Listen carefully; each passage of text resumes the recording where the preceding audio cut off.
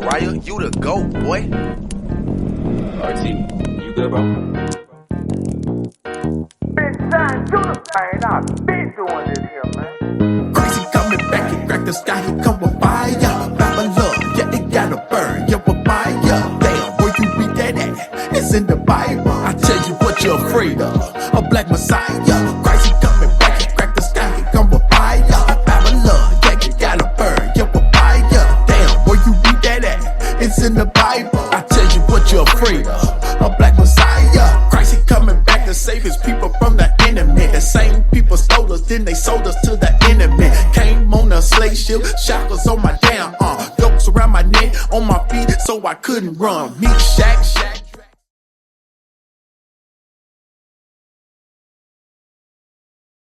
Having your own businesses, having your homes intact with fathers and mothers raising the children, that is a blessing. So these are the things that we're teaching our people because we want to be blessed. Hey sis, how you doing? Let me ask you a few questions, sis. You go to Fisk University, right? Let me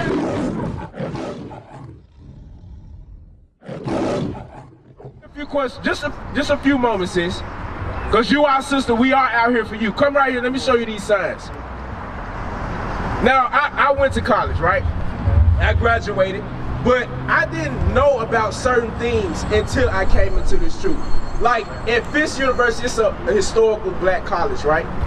So, when was the last historical black college built? We don't even know, right?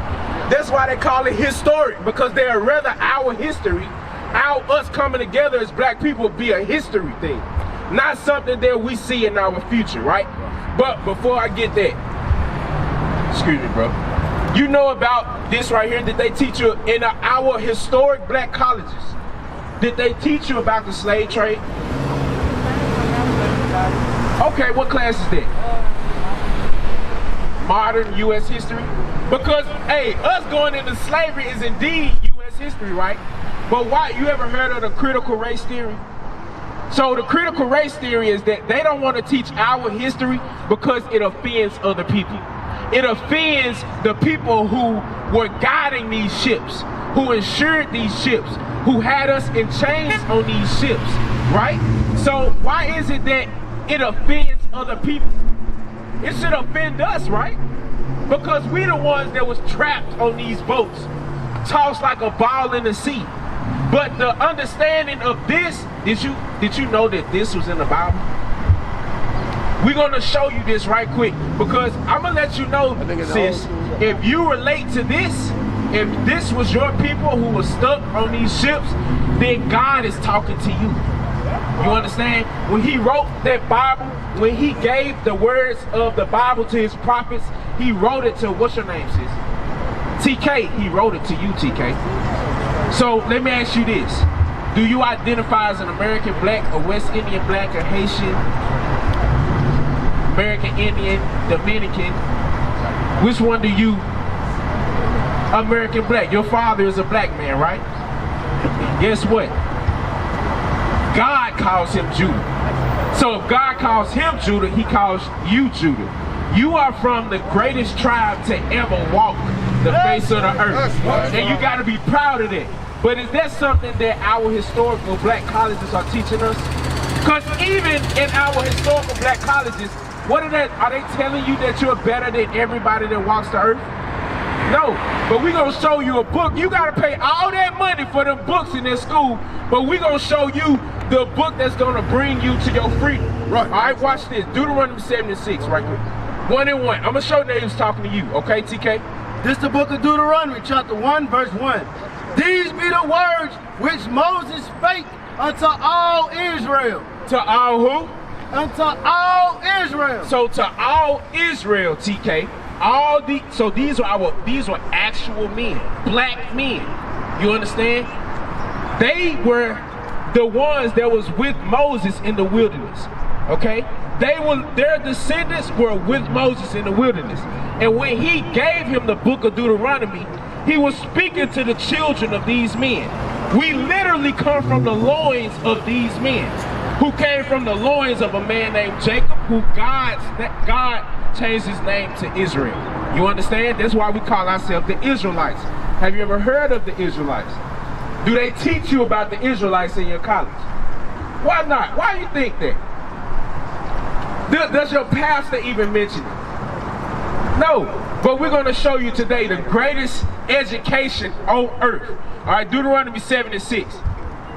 This is the book of Deuteronomy, chapter 7 and verse 6. We're talking about you right now, TK. Read.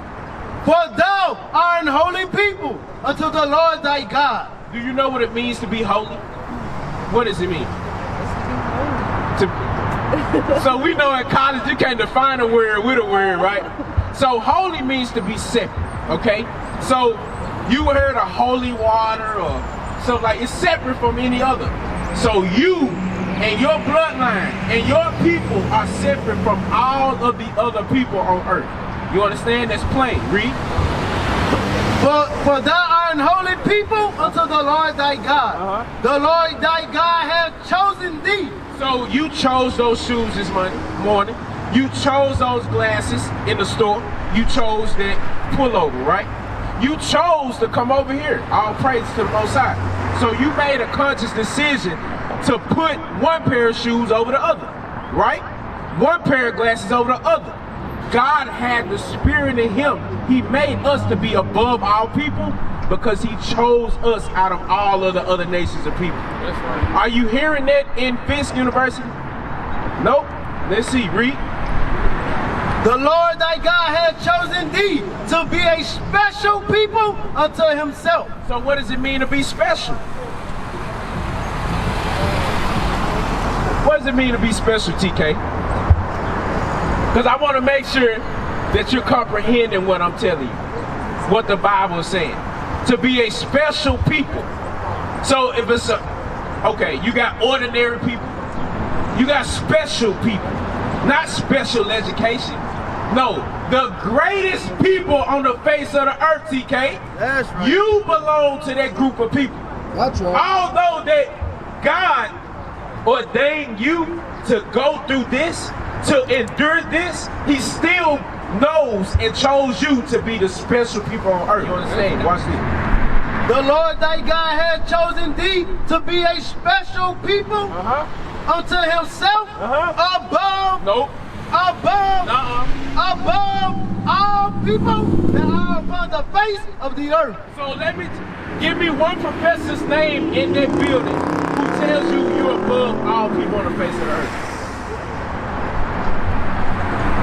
And we go into debt to get the education over here at Fisk, over there at TSU, down there at UTC, up there at UT. Everywhere we go in debt to get education that's not necessarily going to show us our identity. That's right. You are in a modern U.S. history class, right? So are they showing you your history over here in the U.S.? Why is it that they only mention our oppression? Why is that? Watch this. Read. This is the book of Zechariah, chapter 11, verse 5. Read. Whose possessors slay them. Are they showing you, TK, that they are your possessors? Because guess what? We came over here on ships, right? Have we ever left? Did we leave as a people? And where will we even go? Where's our homeland? So before you knew you was an Israelite, TK, did you call yourself an African American? You were proud of that thing, weren't you? They probably got that over there in them books in Fisk University. Now, I'm not down to getting the education because we need brothers and sisters to be educated, but not so educated that you deny the truth of the Bible. We have possessors until this day. Read. Whose possessors slay them? They slay us. They kill us in the streets. They put Planned Parenthood in our communities, and they convince our sisters that it's for their well-being. Right. So they set these things up in our neighborhoods to convince us that it's for our well-being. But no, it's another way for our possessors to slay us. You understand? Read. Whose possessors slay them and hold themselves not guilty. No, I'm just helping out, TK. I'm just helping out the sisters over here in Fisk. When they go and have a good time breaking the Sabbath day, when they go and open their legs to young men that don't care about them and they end up getting pregnant, oh, I'm just helping them to further their future. No, but their possessors are slaying us through what? They call it trying to convince you to make a better decision for your future, right? That's all they're saying. But no, they're holding themselves not guilty. Why? Because they say you decided to go in there. You see what I'm saying? Even though they spent all the money to put it in your neighborhood, you couldn't afford to build none of that, but they put it in your neighborhood and blame you for going in the door. You see what I'm saying? But no, we are building our people up to understand that we the greatest on earth. Even the seed that comes from the men that is copulated and put into a woman, they're the greatest seed on earth. That's right. So you understand? We got one main black Messiah, Jesus the Christ. Did you know, first off, did you know that Jesus was a black man? You heard about it, but why isn't it in the books over there at Fisk University? Because look, it's a historical fact. Watch this, Jeremiah 14:2. Christ was a Jew, right? He was from the tribe of Judah. So he will look literally like your father. Right quick, who did your Savior look like? He looked like a group of people called the Jews. Watch this. The book of Jeremiah, chapter 14 and verse 2. Judah mourning. So Judah, the American blacks, to this day, TK, are mourning. Why? Read. And the gates thereof language. What sat at the gates when in our nation, when we had a nation, what sat at the gates were the leadership. The prophets that brought God's words and education to us. The gates were the ones who's supposed to teach us what Fisk University is neglecting to teach us today. You see what I'm saying? That's what we were supposed to learn. Men like the brothers in purple and gold, men like our bishop, our deacons, our captains, they are the leadership today. We're compensating for the lack thereof in our past. You understand? Read. And the gates thereof language. They are black. They are white. They are black. They got curly fries on their head. They are black. No, they are black, TK. The Jews are black. So who is that person over there in Israel right now saying that they the Jews? Look it up. You see what I'm saying? So somebody was deceived and somebody took advantage of that person being deceived. Right. So go to Revelations 1. I'm going to show you what the greatest person on earth looked like.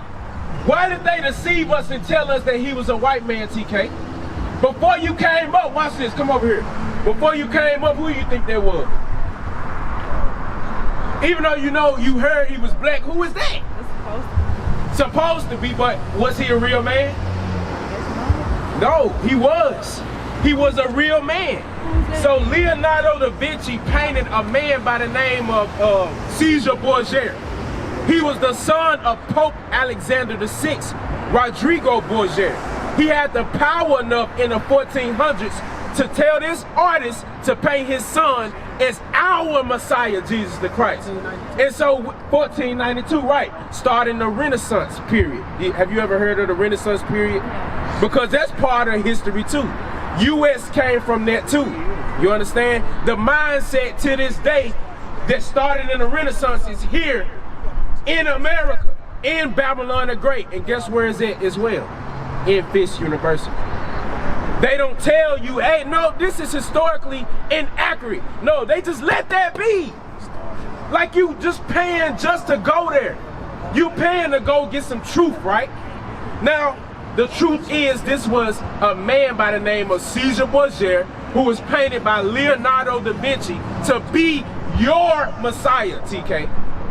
But we're going to see what Jesus the Christ actually looked like. All right, read.